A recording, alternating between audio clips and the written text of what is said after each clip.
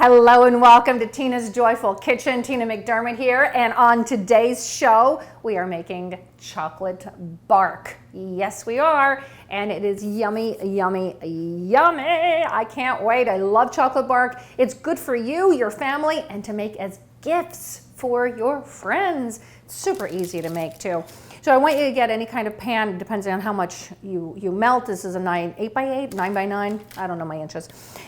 Definitely use parchment paper, okay? I cut it, I used my scissors, yeah, I got rid of my laziness and I cut it. But I want to show you something with parchment paper. I may have shown you in the past. Crumple it up and it makes it a lot easier and less unruly to put on the bottom of your pan. Now, this might slip and slide, right?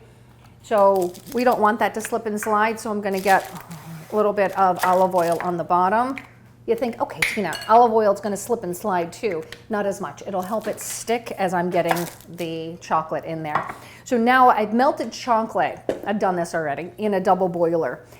You can do a pan in a pan, a pot in a pot, I meant to say. You just don't want the bottom of the pot to touch the water. Otherwise, this will end up doing like so, all right?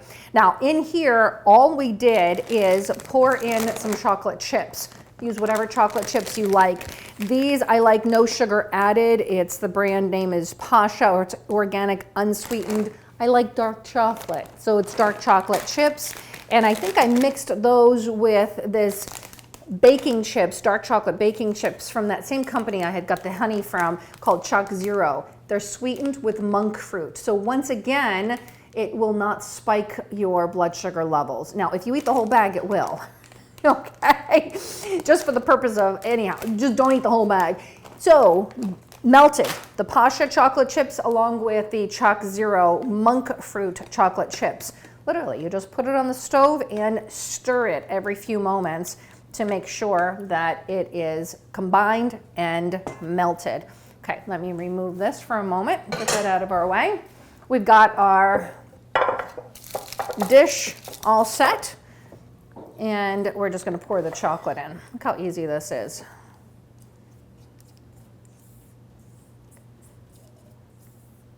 Okay, if you want it thinner, get a cookie sheet and make it thinner. If you want it a little thicker, you do like I'm doing. You decide. You get to be the boss of your chocolate bark. You get to be the boss of your chocolate bark. Now, I like salt on my chocolate. Chocolate and salt, I think, should just get married. Don't you think, LJ, chocolate and salt should just get married? Yeah, and I like flaked sea salt. So we're gonna get our flaked sea salt ready. If you really want to know, I'm trying to give my lovely assistant LJ the hint that I need some flaked sea salt that I don't have. And here it comes, here it comes. Thank you so much, I love you. I love you too. All right, so we have our sea salt, and what do you like in your chocolate? I like almonds. Now, we were talking about this earlier. Do we want to put pecans in the chocolate? You can. Pecans are a little on the sweet side. So do you want pecans? Put them in there. I like to toast them up, and that's what I did. I toasted that up in my little toaster oven. Okay, here we go. Put as many or as less as you like. I also have dehydrated blueberries. So instead of raisins, you could do raisins if you want. I got blueberries, I have blueberries, and I have cranberries over here. Have a blast with this. Make it up. Do you want a lot of cranberries? Throw them in. If you want a little, don't. I like a lot. So you know what? I'm just going to do all the blueberries. I'm going to do all of the cranberries that we have out. And that's enough of the nuts. Okay? And we're going to do a little bit of sea salt. Go up high. Sprinkle it on. When you go up high, you could actually, it spreads it a little easier.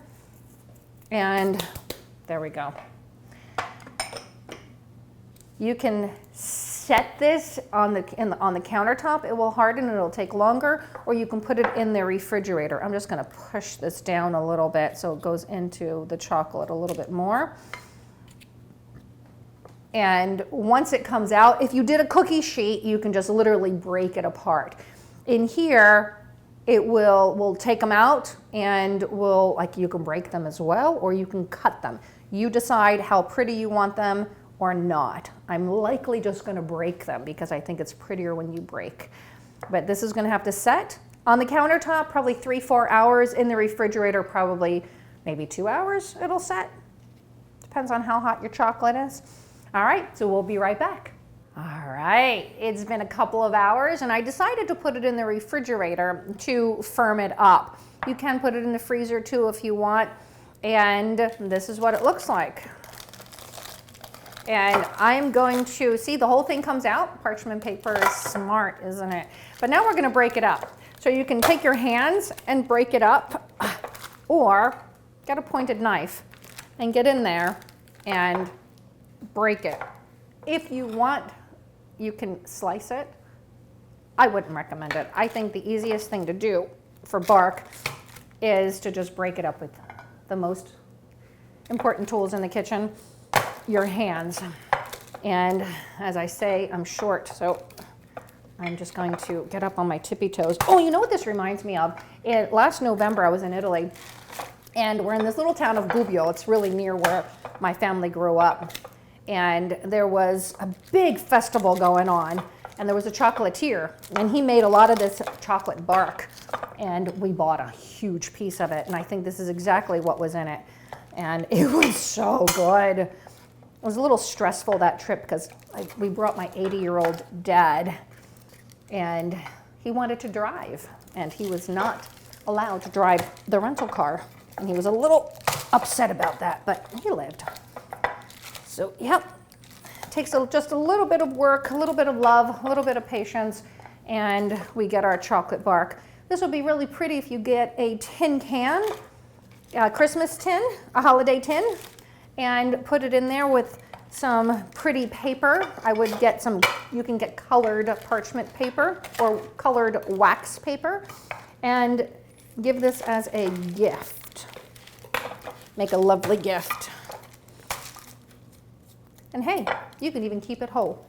You can even serve it with a little piece of parchment paper that got in there. There we go. I see the way your knife is angled out. You want to talk about that? Why you're... Oh, because I angled it away from me. Yeah, so as I was, LJ reminded me of something. As I was going down with the knife, pressing down, I was pressing down and tilting to the side, or pressing to the side. That blade is away from me, not towards me. LJ knows because she had a little boo-boo that happened with her, and yeah, almost lost a finger. So thank you for reminding me of that. I appreciate it. So there we have it. Look how beautiful this is. Look at my hands. I love it. There we go. Our Christmas holiday bark. I hope that, oh, excuse me, it is chocolate bark for the holidays. There we have it. Thank you so much. And I hope that you download my guilt-free holiday recipe ebook, and the link is below. Thank you so much. Happy holidays. Enjoy the chocolate.